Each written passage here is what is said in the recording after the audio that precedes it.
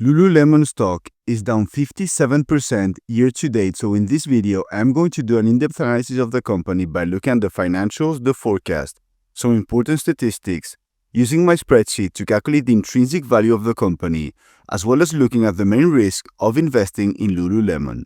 The reason why the stock is down is because in the last earnings they slashed the outlook and they projected a $240 million tariff hit.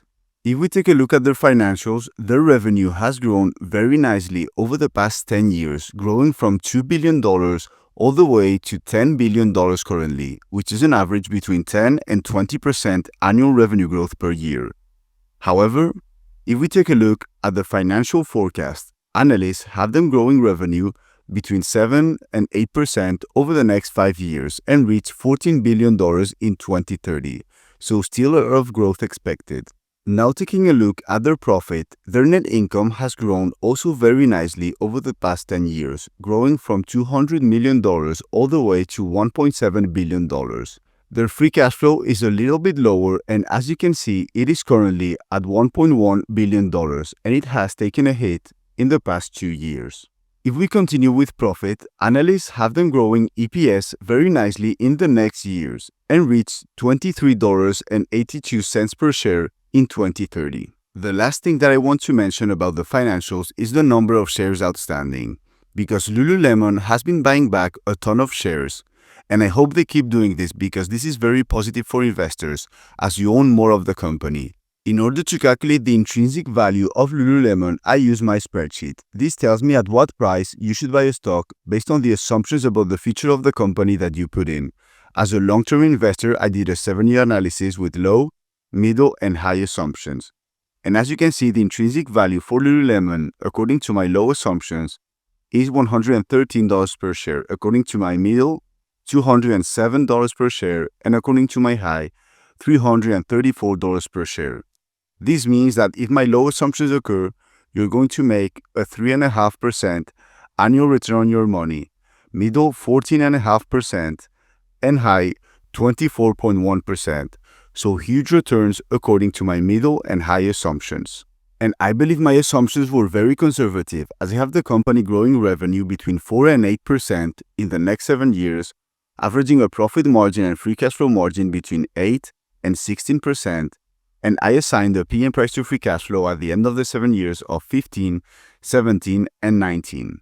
Moreover, I assume they do not buy back any shares in the next 7 years, but if we assume they buy back, let's say 2% of their shares, which is what they have been doing, the valuation becomes even more attractive.